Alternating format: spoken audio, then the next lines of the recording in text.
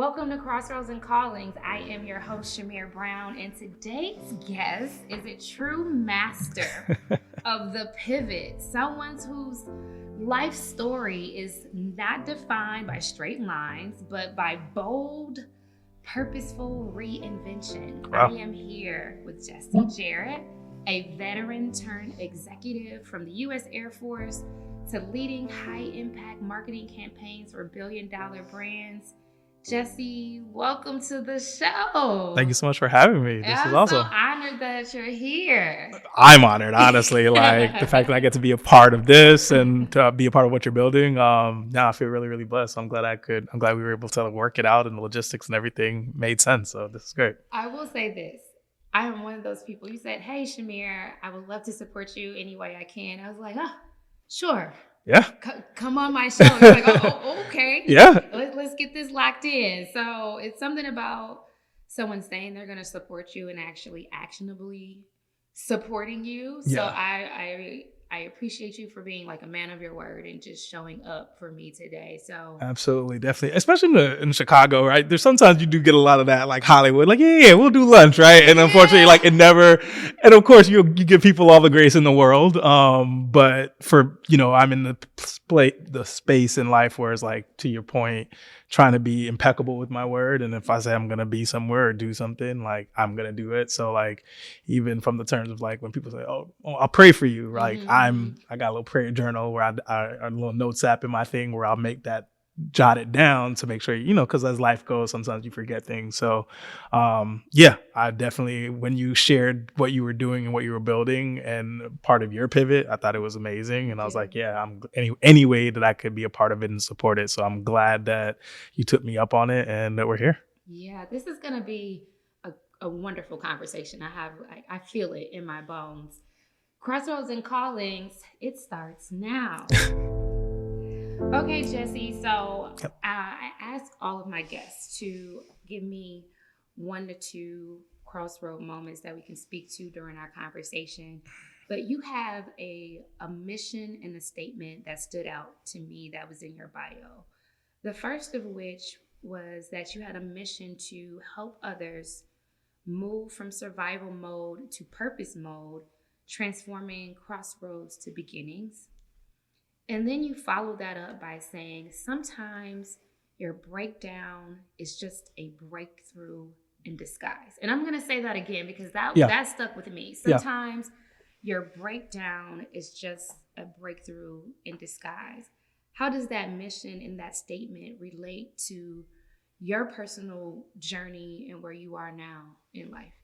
So, I think part of my purpose has always been to be a helper, a facilitator. I think even by virtue of the career that I decided to go into after the military, working in advertising, a space where traditionally there weren't a lot of Black talent, especially on the account and the account leadership side of things, especially not a lot of Black male talent. And so a lot of my purpose within that industry was really not only in doing good work, but also reaching back and trying to get as many of me as possible into that space.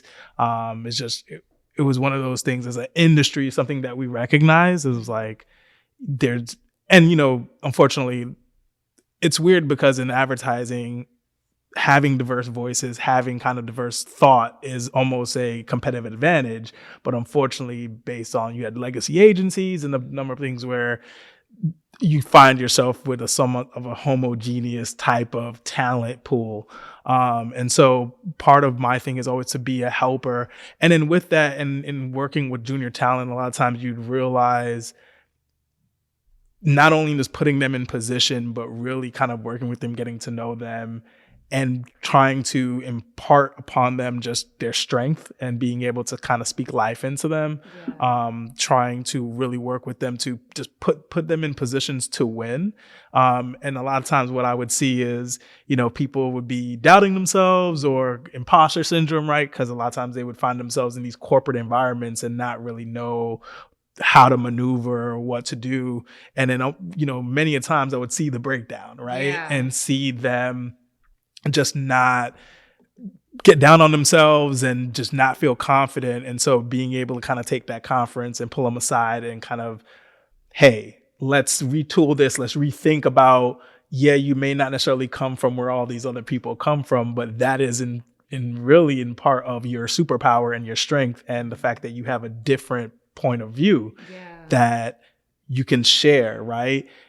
Learning the vernacular and learning the language, that's one piece. But then once you do that and you're able to articulate it and then be able to share it in a way that we can then take it and run with it, I found to be, once they were given that little piece, they pretty much off to the races after that point. And it was a pleasure just to be able to see people grow and thrive and then go on to do just other cool things, even beyond just advertising. I have some mentees who have gone to, work on in entertainment and music and some other places. So yeah, really it's about being able to, in learning that lesson, because I've gone through the situation of being broken down, right? I've been in scenarios and situations where it felt perilous.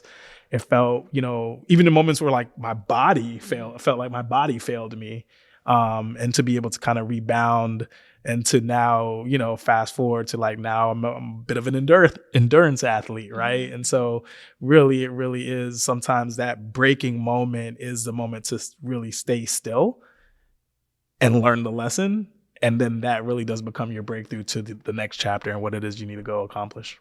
I want to get into your story because I realize that you're able to mentor others on how to be their best self regardless of difference, and like hone that and make that their superpower, because you've had to do that yourself. And you have an immigration story. We could be cousins. You migrated from Jamaica at 13. My mother actually migrated from Jamaica around the same time. She was actually 12. Do you know about which parts? From where? Yeah, she's from Kingston. Okay, yeah, we're from we're from Clarendon, Maypen to be exact. Yeah. Okay. Well, distant cousins. Yeah. But the time that she migrated was 70s. Okay. And just the perception of like Jamaicans and the accent, it was just different things. Yeah. And then you migrated maybe 90s, early 2000s? Yeah, 99, early 2000s. Yep. I want you to just share your story, and then from there we'll segue, because there's a lot happening around that now. Yeah. That I would just like to unpack with you. Indeed. So a part of that story was, what's interesting is, was actually born here in the States, and then my mom made a decision, because come from a family of entrepreneurs, to repatriate back to Jamaica, right? Okay. And so essentially so you grew up here for, kindergarten, first grade and that type of thing. And then your mom comes and is like, okay, guys, so we're packing up and we're going back to this place that you've heard of. Yeah. I've heard of Jamaica, right? And maybe you've visited once or twice as a kid, but okay, but now we're going to go live there, right? And so we go back, and then classic kind of fish out of the water story, right?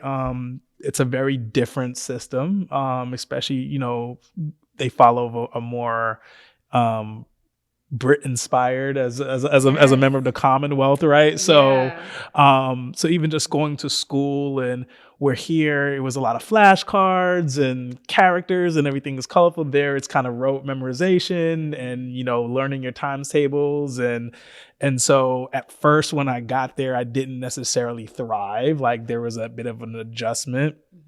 But fortunately, my mom was very invested in our education and kind of did everything she could to provide the resources. And so she was able to kind of get me some of the extra help. But then I had a teacher, Miss Johnson Morgan, who kind of then, at a certain point, I kind of started to doubt myself, but then she provided, as kind of great teachers do, that spark that like, actually, no, you are smart, right?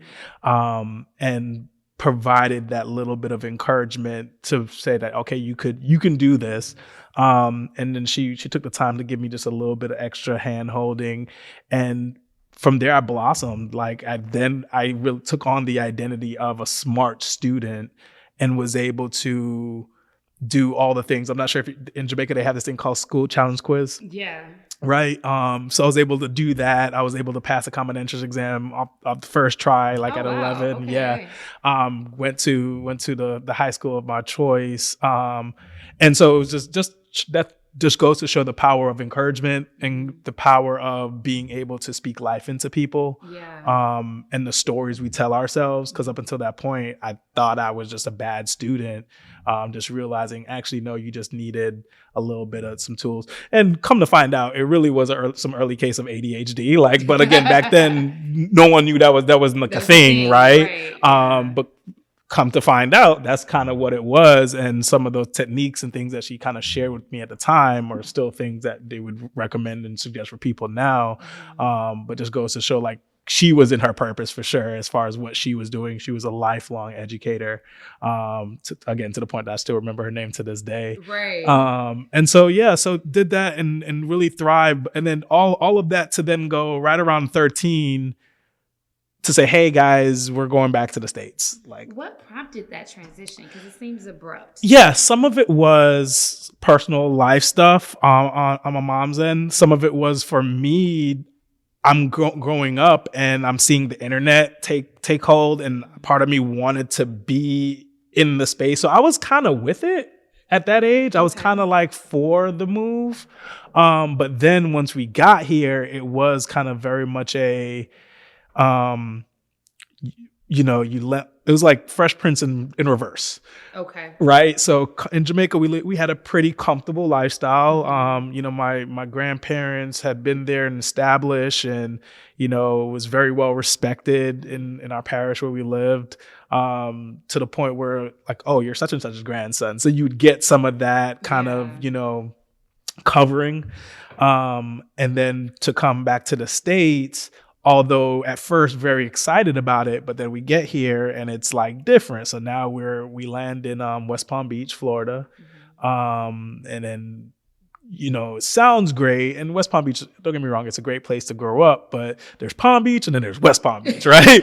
And then West Palm is kind of where everyone who supports, the Palm Beach Island millionaires, that's where they live. And then with any city, there's good parts and there's bad parts. I can imagine. It's where the tourists, what they see, and then how people really live. Exactly. So we landed a place with some other immigrants, some other Jamaicans, Haitians. And yeah, that was very much an awakening of, because up until that point, a lot of my frame of reference for just America was like Saved by the Bell, right? Like, as far as I'm thinking about like what America, like TV, what high school is. So no real, but then you get there and it's like, you're like, yo, what's a jit? Like, what is a jit? I had no idea. So very fresh off the boat, just like no real sense of like what it was. And then now you're kind of thrown into this environment. But I think what it revealed to me was a power of to be able to, I was committed to assimilate. I was just like, all right, I do not want to be the odd man out. Like, I didn't want to draw a whole lot of attention to myself. So I was able to quickly, like my accent, I got to the point where I could turn it on and off. And don't get me wrong, I would hang out with all the other Jamaicans because there was some safety and a sense of familiarity with them as a kid growing up. And I guess in my high school. So I would hang out with them, but outside of that, I got really good at being able to turn that on and off, and really good at being able to survey just the ecosystem that is the American high school, right? And figuring out, what are people listening to? What are they watching? Okay, how are people dressing? Okay, what's brands? Okay, what does that mean? And being able to identify like those little details to signify like who's who in the pecking order, right? We used to have a thing back, if it was your birthday, like the amount of balloons that you would get during the day, that was like a signifier of a thing, right? And so just being able to quickly pick up on a lot of those cues, and then to be able to navigate it to the point where it's like, all right, I just got really cool with being cool with everybody, right? And so I wouldn't necessarily say I was like the most popular kid in high school or anything like that, but I found an ability to seamlessly move between groups and crews and cliques, right? So I would have a friend or two, the goth kid, I would have a friend or two. And it made kind of the high school thing good, where to the point where I was like nominated for like a homecoming. By the end of it, I was nominated for some type of homecoming court thing. Okay. Right. So it was like, that to me was a testament of having figured it out to a degree. Yeah. But that skill set and that ability to kind of observe and adapt and maneuver really stuck with me. Something that I would say I still deploy to this day as you maneuver into different circles and different places where I may not necessarily be the most familiar, but the ability to kind of break it down quickly is something that I value and still lean on. Your story reminds me of my mother's story. She said something similar. When she came here, she became very observant. Yeah. And she learned how to turn her accent on and off. Yeah. And I feel like those two things remain true when people come here as children. It's really about acceptance. Nobody really wants to be the odd man out, even to the point where, like, her accent, I hear it when she's upset. Yeah. And I can understand her. And my grandmother sounds like she actually just got here and she's been here forever. But she didn't teach us patois. I picked it up from my cousins. And they taught me all the bad words. And so has she taught me, like, and stuck to it. I think she was so caught up in just fitting in and finding her place. Yeah. And I don't fault her for that. I actually have a lot of empathy, because when you're coming in so new, you just want to be, like you said, covered and protected.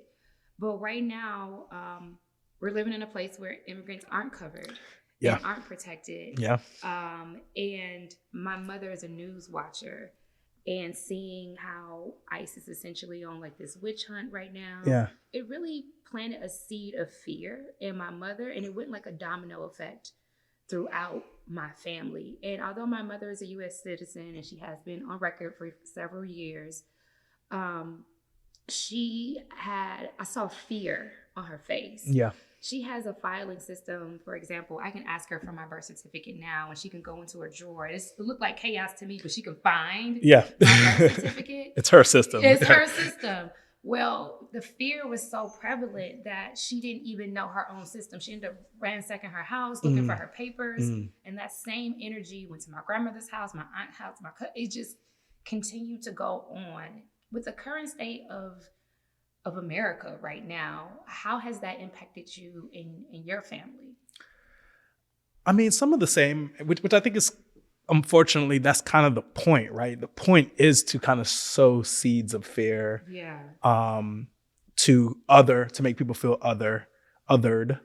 But fortunately, I think we have done a good job of creating community. And I think the one thing, my mom, her church is a very big part of her life and an anchor point for her. And what I've kind of observed them is kind of turn in and kind of really turn towards each other.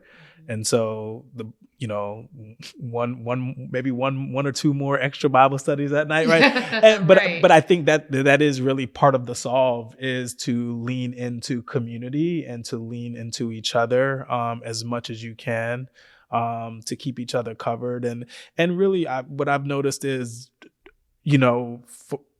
just more check-ins, just being able to kind of not get so carried away with the minutia of day-to-day life, understanding like people are literally getting snatched off the streets. And so it's worth really kind of like doing the check-ins and just being a little bit more mindful. But again, trying not to be crippled by fear, because unfortunately that's something like I see even here in Chicago, where it's like normally at nights, I would do it like an evening walk.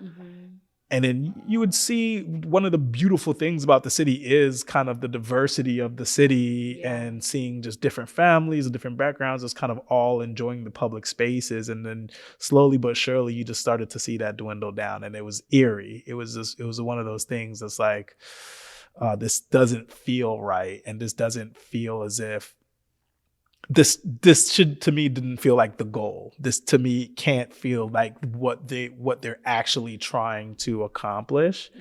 And I think it's the antithesis of what they're trying to accomplish, is when you think about living in a city that's robust and living in a place that has community and feels lively, right? Yeah. And so it's just, goes to show, I mean, election have consequences. And so for nothing else, it's a motivator to stay engaged, Yeah. and to pay attention. So yeah, so for me and my family, it's really has been about really turning to our faith, refusing and doing as much as we can to not allow them to be successful in what they're trying to do and sow seeds of fear in us. And then really pulling us closer together as a family by just encouraging us to kind of check in more and just kind of doing those little things is kind of how I think we're moving. Yeah. I appreciate that. Could you explain the transition from West Palm Beach, Yeah. Florida to Chicago? Because Sure. you made a couple of moves, right? Yeah. It was from because you were born in, where were you born? Born in Fort Lauderdale, then back to Jamaica, and then from Jamaica to West Palm. Okay. And then did high school there. It was great. And then I got to this standpoint of like, what's next?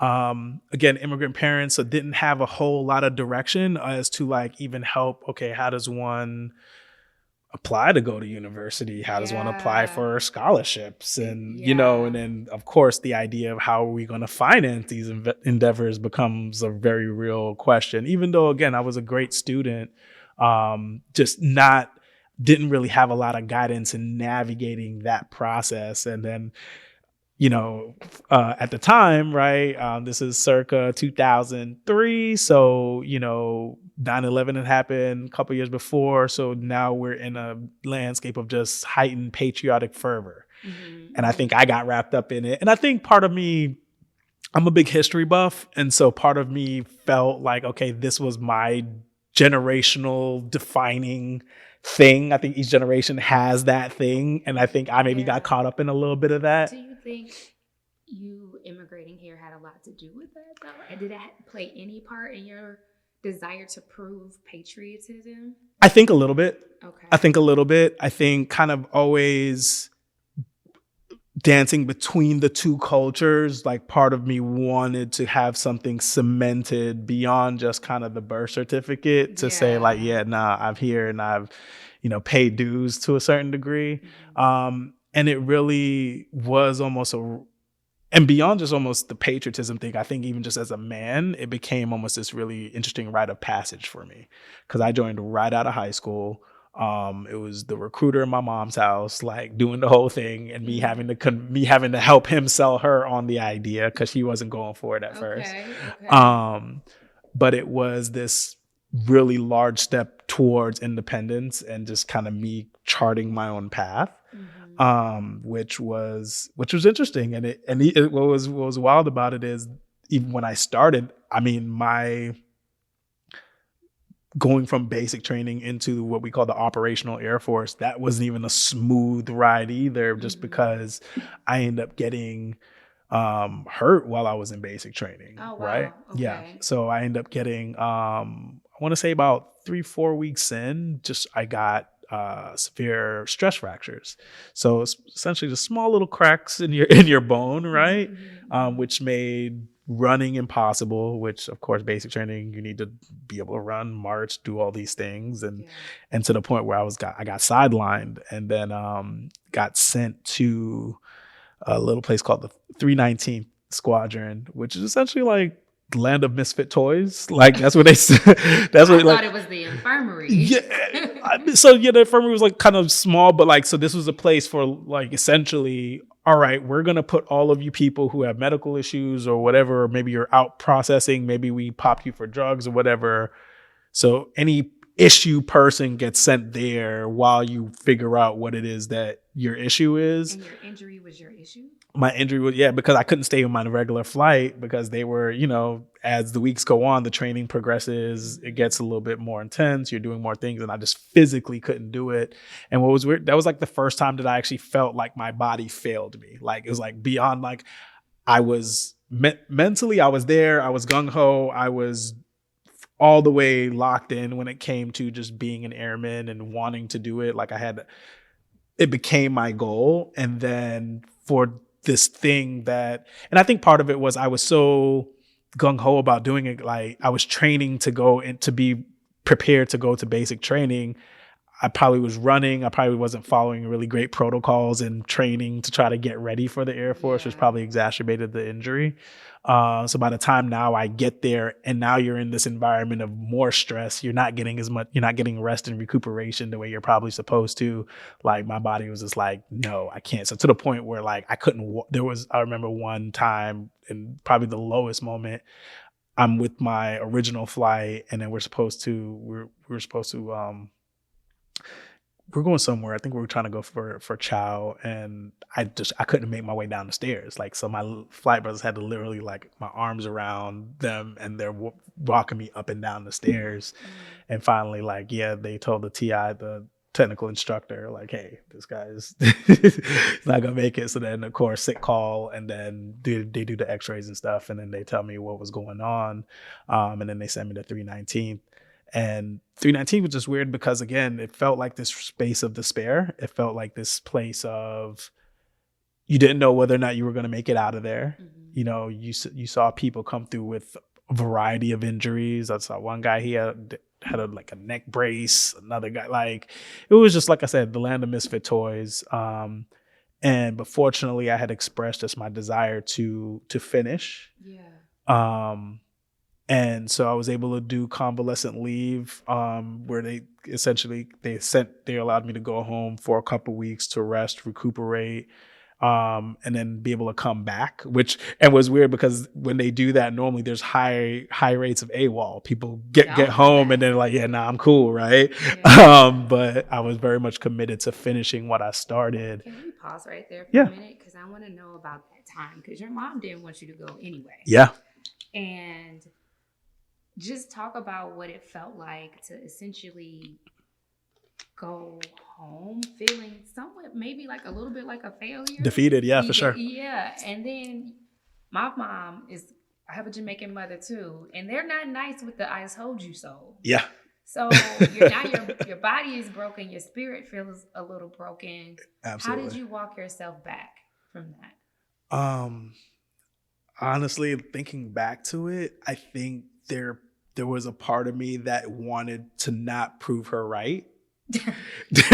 Like, I was like, no, I can't. There's no way I'm not gonna give you the satisfaction, right?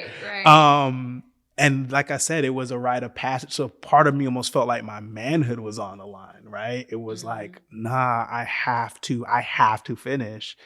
And then I think part of me, I just had that dog in me where I was just like, I'd rather die before I allow this thing to really defeat me for real, which is, and was really hard because you're surrounded by the creature comforts of home. I'm home for that, the month. And then some friends are coming. She's cooking, she's doing all the things, but I was still committed. So I think what I was able to do, I didn't lean all the way into like the fact like I'm home. Like I kind of kept it on the low, like need to know type basis. It wasn't like because again, it wasn't a whole celebratory thing for me. So I was very much like, I'm home, but I'm here to get better. Right. And so I never really lost sight of the ultimate goal. And I felt, and it worked because I think kind of just being able to be in a less stressful environment and being able just to kind of take my time a little bit, and as far and doing some of the mobility things to just kind of get me back to fighting shape really helped. So then by the time my leave was up, I was active and ready and rearing to go. Why did she want you there in the first place though? Why didn't she? Yeah. I'm her oldest son. Like, again. Black mothers and their sons. Yeah. I have to do another show on that. That's insane. Global war on terror. So like, and again, the idea of going to war was a very, very real possibility, right?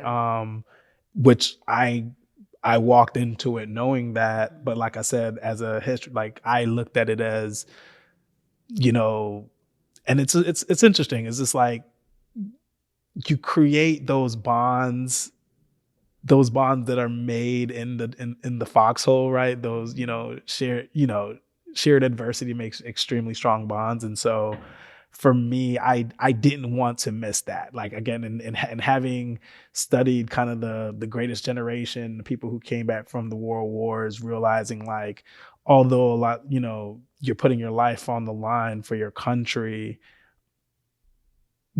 what it shapes you into and the type of man, and it kind of proves your resolve and your steel as a man.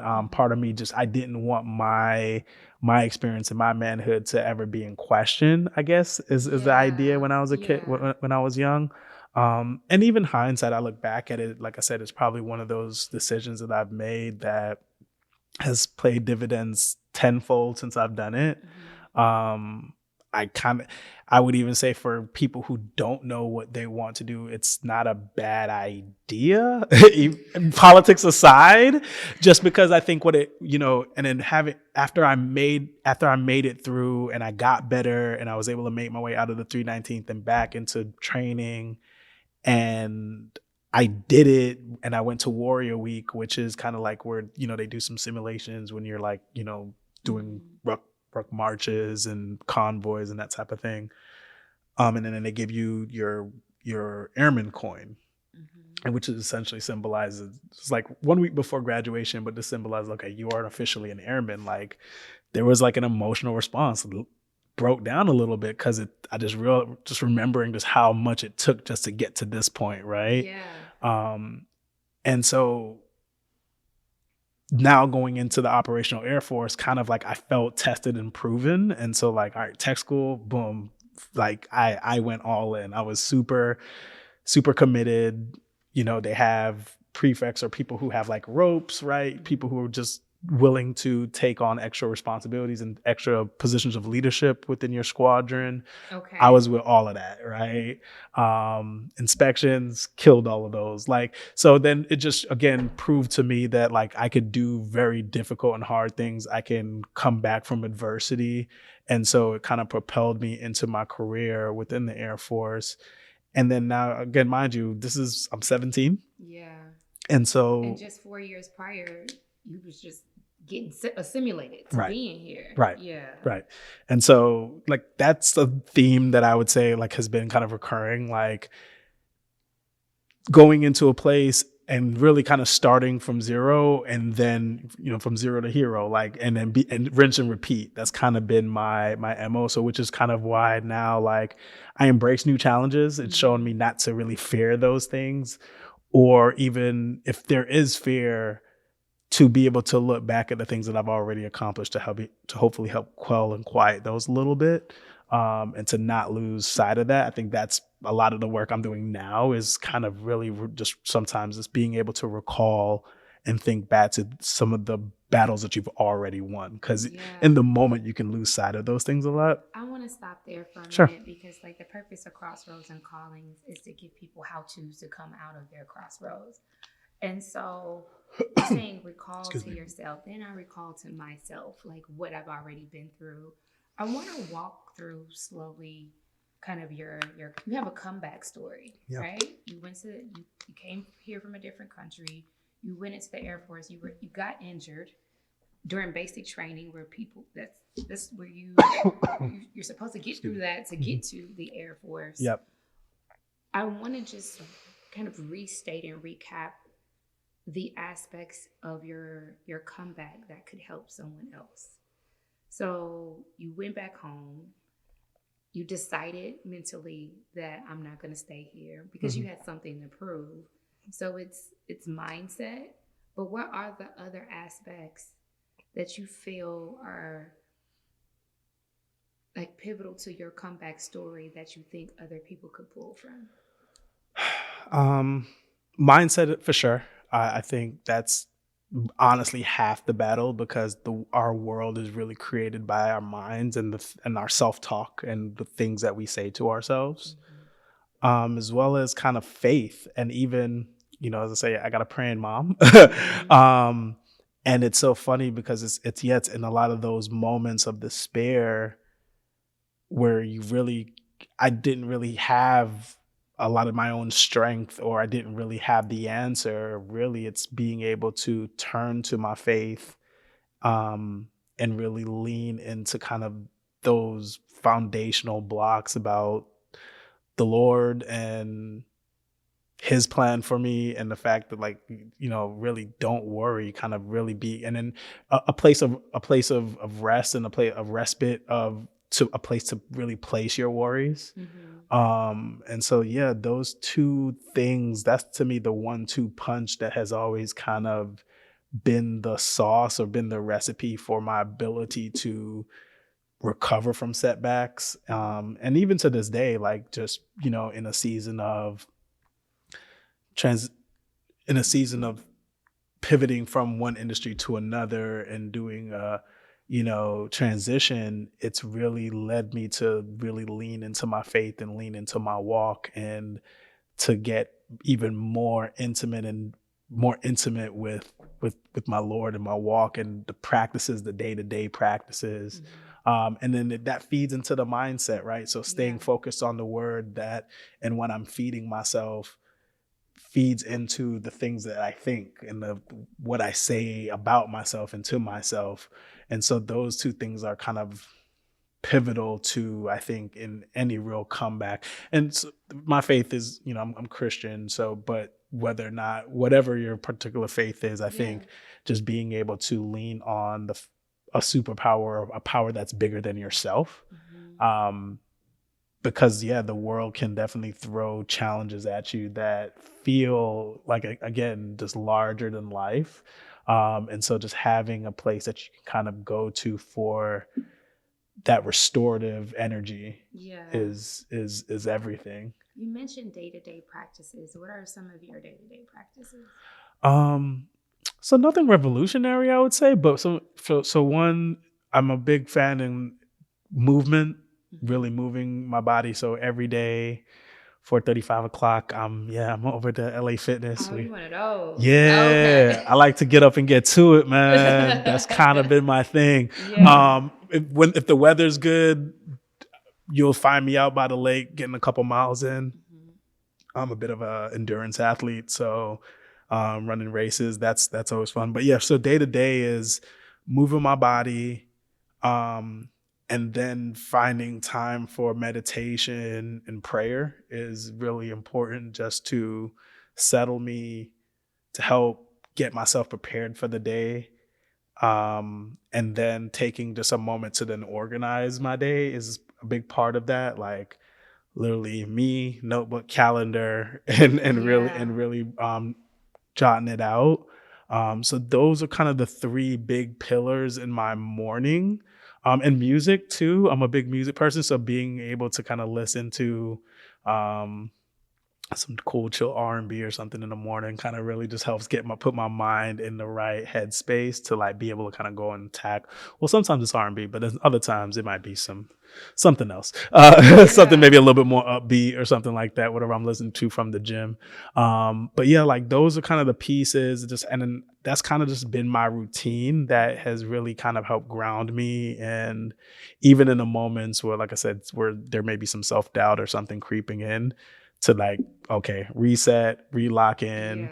And one other thing I do is, like I said, it's all about kind of like your diet and kind of what you're intaking. Like, social media, I try to be very selective about who and what I listen to. And so I follow, like, influencers who, I try to avoid the thing where you put them on a pedestal, but there's more so like, okay, they're doing the thing that I do or I like to do, from maybe more of a fitness standpoint or something like that. And so sometimes I'll, watch that just to be inspired, get motivated, like, okay, cool. This is, they're my friend in my head. So, all right, cool. And they're going to the gym. I could go to the gym too. Right. So that's kind of, just another tool, a little shortcut that sometimes I'll use whenever, if I find myself waning from the routine or waning from the motivation, to kind of get back on track. As you were going through these different transitions, your parents and your family, I believe you have a sibling, they were going through their transitions at the same time, because they also came here from Jamaica with you, and they had their own journeys. How did they support you as you were going through your formative years, meanwhile managing their own emotion of getting settled and establishing their own foundation, forging their own path, while they Yeah. have their only son also trying to forge his own path and get settled. Like, how did you guys work together, and how did maybe some of that dynamic may have worked against you? So I'm the oldest, right? And Okay. so a lot of it was me kind of turning around and shit like, hey, y'all all right? Y'all cool, right? And so I Yeah. think that was a part of it as well, just kind of being the oldest. There's a lot of expectation for you to chart the path. Right. And so in doing that, it provided, like, the military just provided me a solid foundation so that I was, one, could provide context and provide guidance for them. So neither one of my siblings decided, none of them enlisted. They both decided to go to college route. But by that point in time, like, I had done it so that I can turn back and be like, okay, well, here's how you do it. You want to apply? Here's boom. Here's how you do it. Here's how you create a package. Luckily for them, though, I mean, I think when we came here, they were at ages where they were fairly malleable, and so they were able to adjust fairly quickly. My brother, he's a bit of a social butterfly, so he took to it like a fish to water. Like, he was able to get his little crew, and they, like, to this day, like, he's really good at that. Just like he's a just really good person, and he's a really good friend, and I just see that in the fact that he's had these, like, really strong lifelong relationships from, like, again, from when we first moved here. And my sister's a lot of that as well. She's, to her credit, she's also very strong in her faith, and so I see her really leaning into her her church, her Bible study. She's a great woman of faith, man. And so that really comes through. She's just soft spoken, and then just seeing how she goes about living her day-to-day life, you're seeing how she's been blessed. I think the one piece of it is me being in the military. There's what I'm trying to do now is doing a little bit of make good from the time that I was stationed in Arizona, right? And then I deployed. And then so there were these moments where you're missing some of these pivotal moments. And so you're just, the best you can do at the time was call home and try to do the check-ins. And, but I'm also navigating kind of interesting phases in my life as a young adult, right? So I'm probably not as focused on them as I probably should have been. But I think that just made for the fact that when I did move back home, like, I tried my best to really lock in. And so now we're all super tight. We talk fairly regularly. I try to be the best uncle as I can to my brother and his kids. And then, me and my sister, man, we just have a really, really great relationship where, like, even now we can talk about our faith and, what sermons we're watching. And, she's really great at recommending great Bible verses and things that, like, really speak to her, that she feels like I could use, and vice versa. So it's been interesting. Like I said, there is that little bit of anyone who has a loved one who's a service member. There's a bit of that departure and, like, detachment that happens because, especially if they're deployed or something like that. How long were you deployed, and where were you? I was deployed for 6 months, and I started in Iraq, and then I got forward deployed to Qatar. Okay. Yeah. So, which for the forward deployment was a God's blessing, honestly, because it was a less dangerous base, I would say. There was just less things happening at the time. But it was still, it had its challenges. It was being away from home. It was being in a foreign, environment, and just having to adjust to a new way, a new routine, a new way of life. But I would say it was great just because it removed a lot of distraction. And, there are people who I met out there and who I developed friendships with that still cool with to this day. Because, again, like, we're all in this very stressful environment. And so we lean on each other and turn to each other. So those silver lining. You explained how, because I really want to understand, like, the through line between you being a serviceman to being in corporate. That's a leap to go from comeback kid, from recovery to now you're being deployed. Now you're in corporate and marketing. there's some things that we're missing here that I'm trying to make the math like really math and Sure. just see how you kind of bridge the gap between the two, because after being deployed, because how long were you in the air? So I ended up being in for like 4 solid years, which was interesting because that was the original plan, like a 4-year enlistment.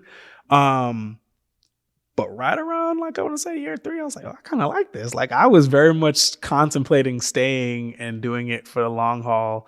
But unfortunately, let's say fortunately, at the time, the Air Force was going through, right around when I was supposed to re-enlist, they were going through this thing called force reshaping, which is essentially, hey, we have a lot of airmen, and so we need to move people around to some of the AFSCs or the jobs that we really need people in. Mm-hmm. And so at the time, they pretty much gave me an offer of, you either need to retrain to this new career field, or, we're going to process your separation. And I was like, I don't want to do the thing you guys want me to do. So I'm going to go. And so then I was kind of faced with the decision, okay, well, what's next? Yeah. Which then kind of forced me to really lean into like what my interests were, where I thought my talents would lie. And my career field within the Air Force I was an emergency actions controller, which essentially I was the conduit between higher command and like the base, right? Mm-hmm. And so I would report on base readiness, as well as when there was an emergency, being able to receive orders and authenticate orders from higher command, and I'm that conduit to kind of keep things moving. And so looking at like, okay, communications, like being able to effectively, communicate. I always thought myself to be a bit of a creative kid, and in fact, what I would notice, I would pay attention to different ads and different, commercials. And so I was like, all right. And then one day this is right before I got out. One day I'm on console, I'm on duty, and Boomerang comes on. Do you know that movie? Yes. Eddie Murphy, Halle Berry. Was it Graham? Marcus Graham. Exactly. Yeah. Marcus Graham. And so I'm looking, I'm like, I could do that, right? Okay, was it the role, or was it the kind of his everything? Because Marcus Graham was like fly, yes. I think it was all of that. It was money. It was the depiction of the lifestyle, and I was like, yeah, that's kind of cool. And like he's in this corporate environment, and there's Black people, and it's just like I was like, I want that, essentially, right? Mm-hmm. And then that just became my next mission. So made my way from military, went back to undergrad, studied marketing with a concentration in advertising, and then like really had to hustle to find my way into the industry. Because again, unfortunately, advertising can be really much at the time was kind of a closed door ecosystem, right? Like. Yeah. There really were no clear guides on how to make your way, especially if you weren't a creative. If you're a creative, there were some resources where you could, suggestions on how to create a book, right? Or they have these things called portfolio schools where you can go and create and do projects and works that you can then use to make your way within the industry. But if you wanted to do anything outside of that, like it was kind of a black box on like how you made your way in. Yeah. And so fortunately, that became the mission, and I was relentless as far as just networking, using my resources, telling people what it is I wanted to do. I got my very, very first agency job kind of through cold calling. I was like, all right, went old school with it, cold calling. And it was this very small mom and pop ad shop in North Palm Beach. But that job was primarily like they wanted me to do business development. Mm-hmm. So which really was like calling small and medium businesses and kind of pitching, letting them know our services. And it was cool and it was great because it kind of got me very comfortable with talking to people and being able to talk to them about, at the bare minimum, about our service offerings and what is it that we can do, the early foundational principles of account management and being able to manage the account, etc. But it was just the scale just wasn't quite what I was looking for. And then I was able to Through my business fraternity, I had a brother who worked at one of the larger regional players in South Florida at Zimmerman. And yeah, she was able to kind of put in a good word for me and got me an interview. And I think from there, I was just able to kind of relay just my passion and my desire to want to enter the industry and do a great job. And then, yeah, the rest is history. And, what was great, Zimmerman was a really cool place because they were a retail oriented shop. And so their big thing was just about working with businesses and almost working with them as consultants, not just on the creative side, but also from a business side. And so that really encouraged us to really sharpen our business acumen. So like you'd be in the hallway and Jordan Zimmerman, the CEO of the company, he would stop you, be like, "Hey, what is your client trading at today?" Right? Like, so kept you on your toes. Keeping you on your toes. And the recommendations that we would offer weren't just wrapped or anchored in cool looking creative. It was creative that's going to move next day sales. Do you think your experience with the Air Force prepared you for this? Not at all, except for the discipline to stick with it and the discipline to, especially early on, it was just a lot of late nights. It was just kind of just grind, right? We didn't have AI, right? So like, there was a lot of going over spreadsheets and going over data analysis. And tell me the grind story, because like, who helped you along the way? Because it wasn't maybe as linear as it seemed. Yeah. The grind story. So fortunately, I think I think when you go into a place and you're able to communicate just your willingness or desire to do a really good job, and people can see that and they see the authenticity of it, people are willing to help you.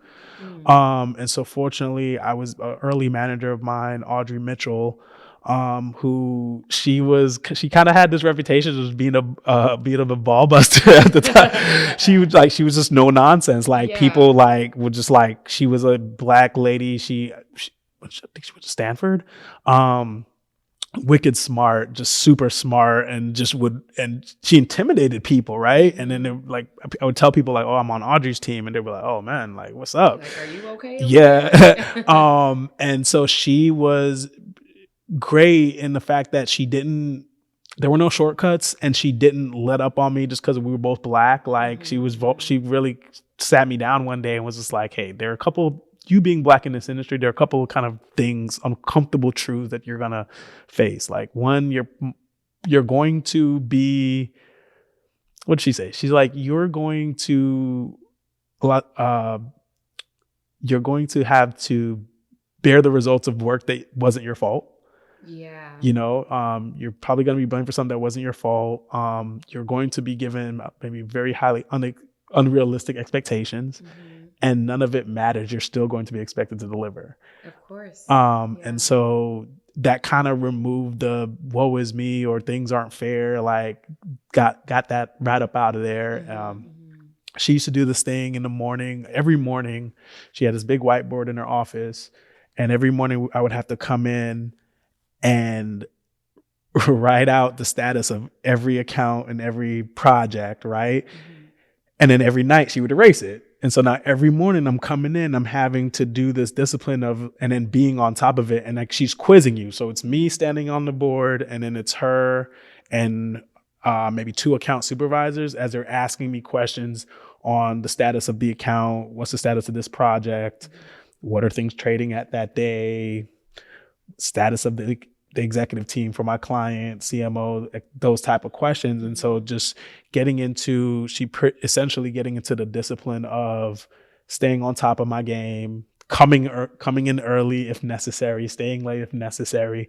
And so that early kind of hand-holding and kind of just orientation of the reality of the business, the reality of the expectation, combined with, I think, kind of just the general work ethic that I got from the Air Force, I think really helped propel me to, like I said, do some of the early grind work of,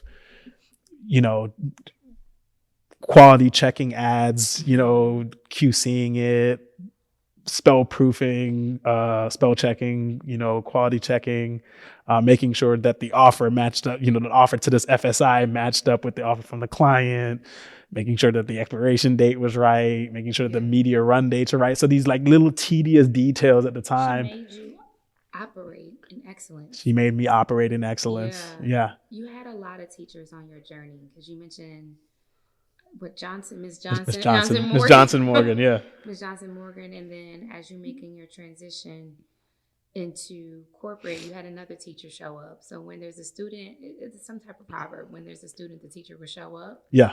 To kind of help you along the way. Yeah. Now that you are where you are in your corporate career, I have a 2-part question. Sure. What do you think your purpose is at this point, and how these experiences for you help you now show up as the teacher for other people? I think to that 2-part question, I think they're kind of one and the same. So a lot of my purpose really is to help, to teach, to bring the people who are behind me, to allow them entry into the industry as best as I can. To arm them with as much of the tools and the lessons that I've learned, while being very mindful of the fact that slightly from different generations now, right? Yes. Like the expectation is different. And so that's been an interesting ride working with our Gen Z. With a completely digital background, whereas we have both analog and digital. Yeah.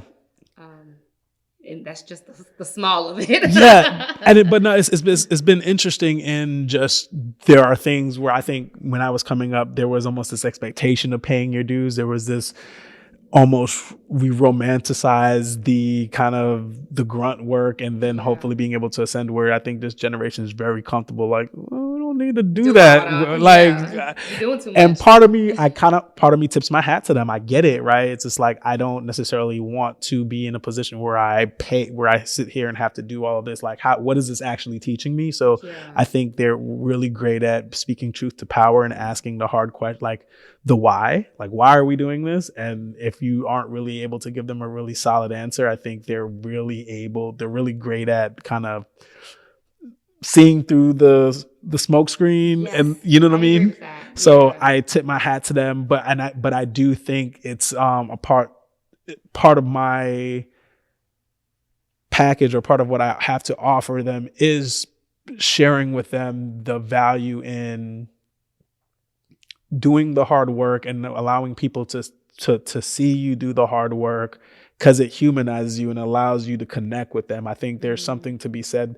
What was good about the paying the dues part, it showed like, all right, who's serious about this, right? Who are the people? Because if I did a thing, my expectation is that you should be able to do it too. You're not too good to do this thing that I did, right? Yes. And so being able to relay that message, I think, and just the importance of it and why it becomes this connective tissue, and it ingratiates you to the people who you will need later on in your career, right? Your network, the people and their experience in working with you pays dividends in the future, right? Everyone goes through layoffs. Everyone goes through pivots, or whether you want to move industries or whatever the case may be.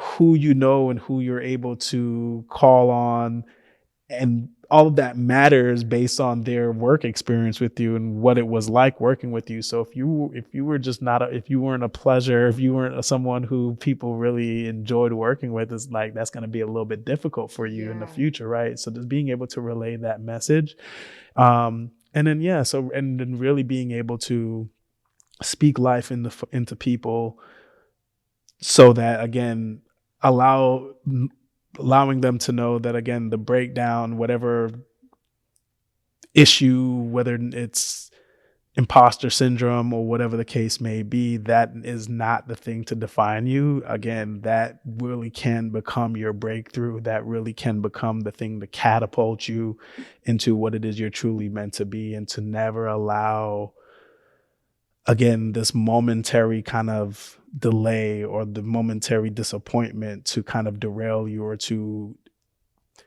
plant that seed of doubt into who you really truly are made to be and what you're made to accomplish. Because some of the most our best icons really, like, life is really linear. Like, it's all about the curves. It's all about, I thought I was going to do this thing, but I end up doing this thing, and just being okay and being down for the ride Yeah. is the part that, like, not only do I try to kind of impart, but also try to live out in my day to day, and try not to, try to go along with the wave, man. Like, where are you now in terms of your wave? 'Cause, like, where do you aspire to be personally, professionally, and where are you now on that path to getting there? I think I'm in the process of enjoying the process. Like, Okay.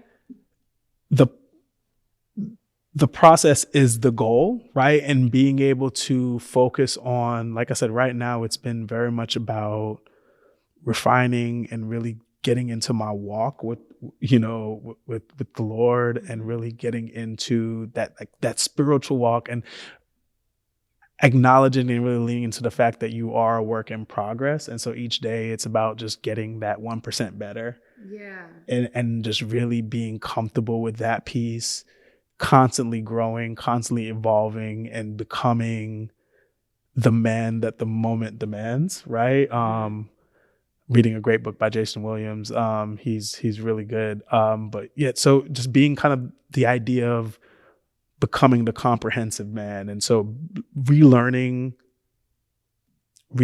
kind of bad habits, or kind of getting away from bad habits and things that kind of kept me boxed in, and to maybe one dimensional. Yeah, for example.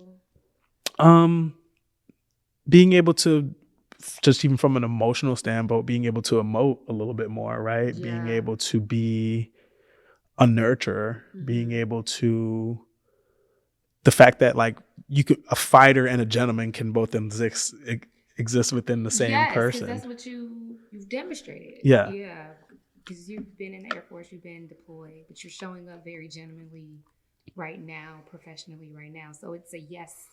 It's a yes and. Yes, and exactly. Like, working on being a better son, a better partner, a better brother, right? And so just, there are times where I think at different phases where I was all, like I shared with you, just very focused on the mission at hand, very focused on this goal, making it through basic, cool, making it into advertising. So again, in a lot of those moments, I was just kind of very much tunnel vision focused on those things, where I think maybe I let relationships, I probably wasn't as great in relationships in those moments, in that point in time.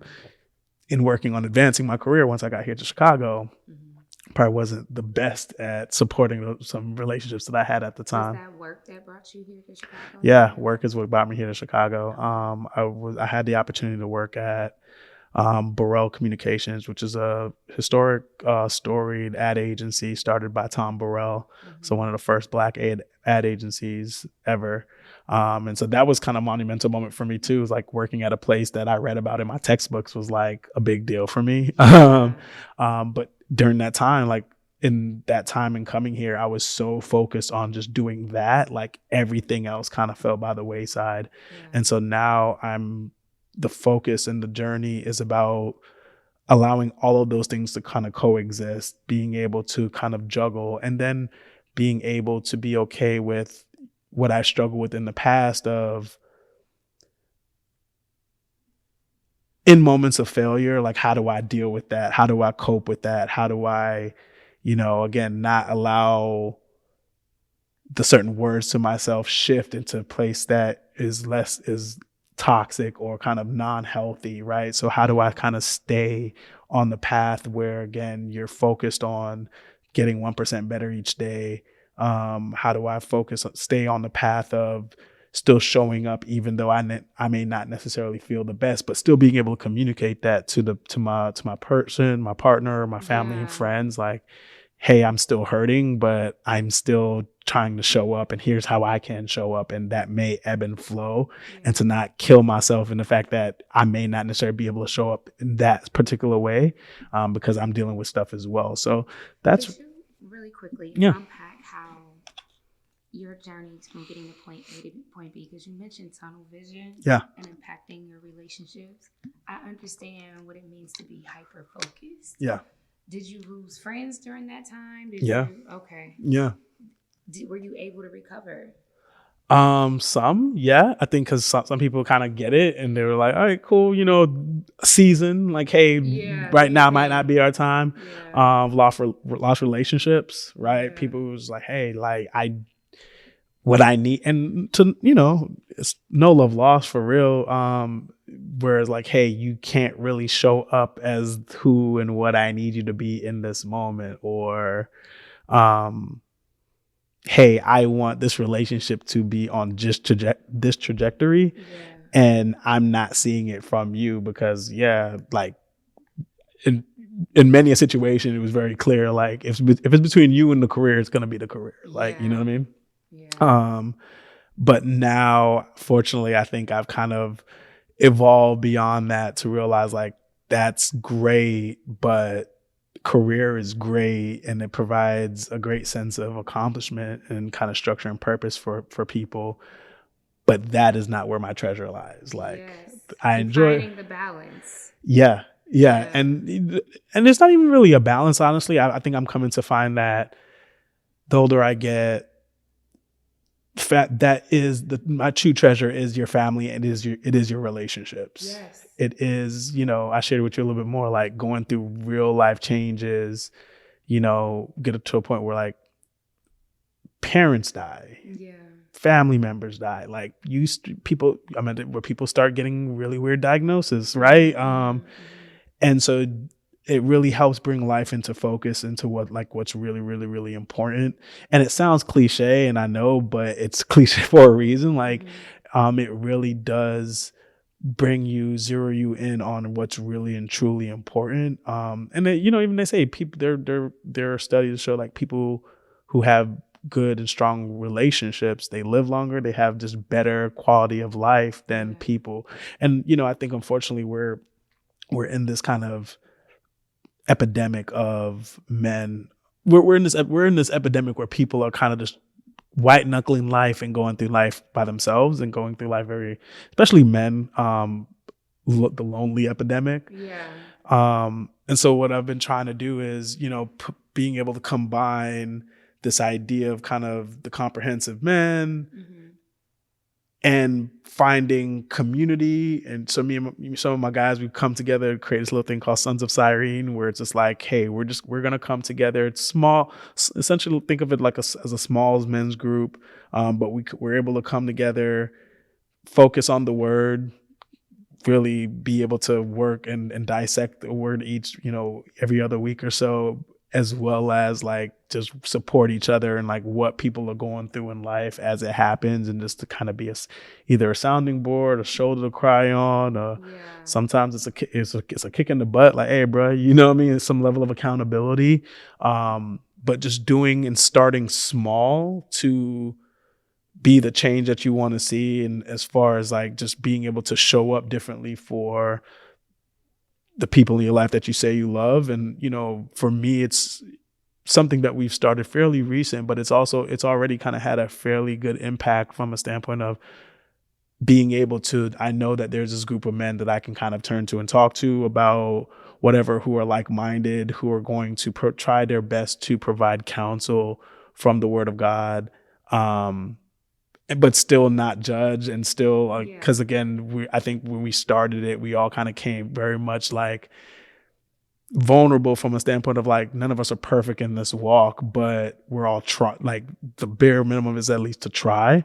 And so as long as you're doing that piece, like, hey, we're going to support you. So I think that's kind of a mission, kind of a new thing that I've been working on, that I think is kind of bringing it all full circle, and just me trying to find balance, still relied on this personal evolution, while still pouring into people, helping people, and, doing my best to help combat this kind of epidemic that we're in, by trying to create and find and support community.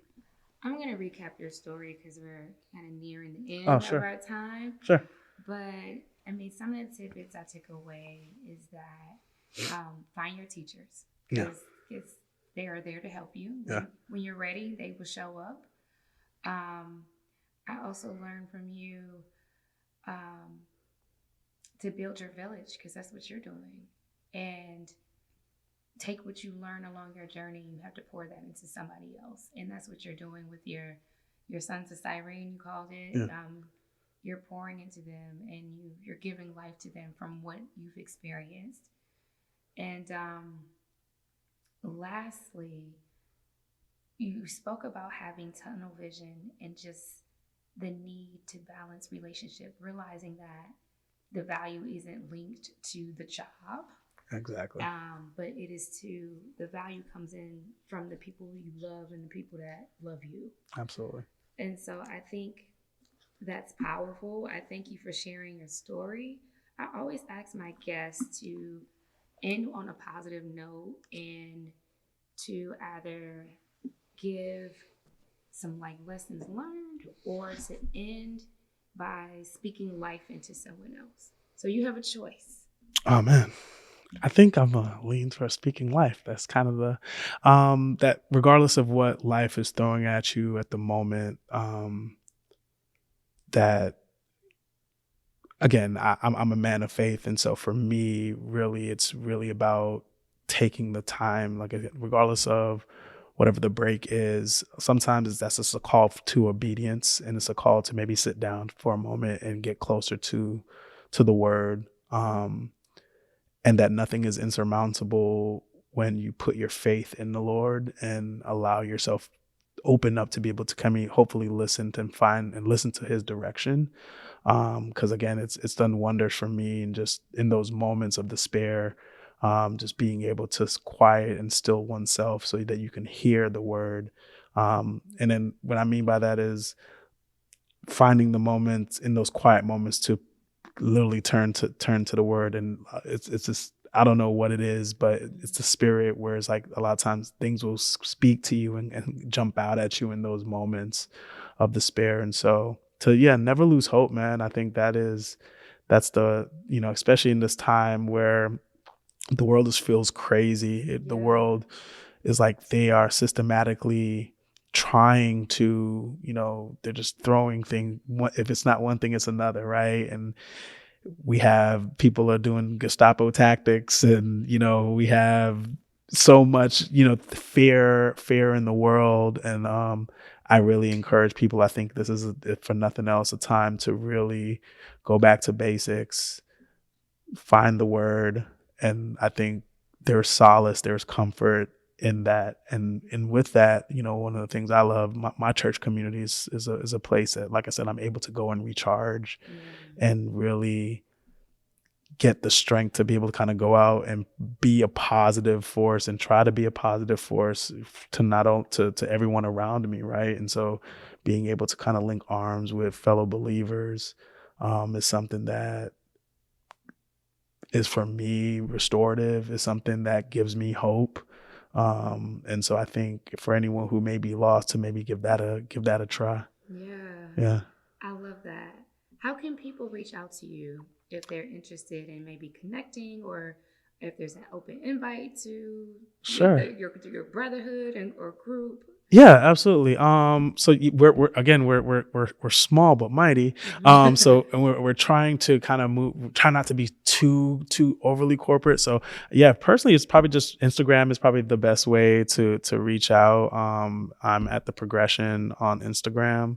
And then that's probably like the best way to reach out, touch if you're interested in anything that I talked about. And lastly, I would like to thank the National Public Housing Museum for allowing us to use their fabulous facility. Yeah, it's great in here. Isn't it? They're really, really great. A great partner. But please also connect with us on our YouTube channel. If you have any feedback for Jesse and what he's working on, we would love, love, love to hear from you. So find us on our social media outlets and send us a message, because we want to tell the stories that you want to hear. Gage, tap in, y'all. Yeah. Well, thanks again, Jesse. Absolutely. Thank you for having me. This was great. I'm glad you had a good time. Absolutely. I've always liked kind of learning people's origin stories, and I've seen you around, and this was like a window into your heart a little bit, and I love that the person that I meet in corporate settings, like, you have a really good heart. And Thank you. No, this is amazing. Yeah, it's amazing how Chicago is like that. It's a big city, but a small town feel. So yeah, every time it's always been a really positive experience. So and we have shared friends and shared love for people in our lives. So it's been a really amazing experience to kind of just sit down and share. Thank you for creating a platform for me to kind of share my thoughts on a couple of things and my POV. That's always nice. So thank you. This is great. And yeah, all the success with it. This is going to be amazing. Keep to it. Until next time, use your crossroads to find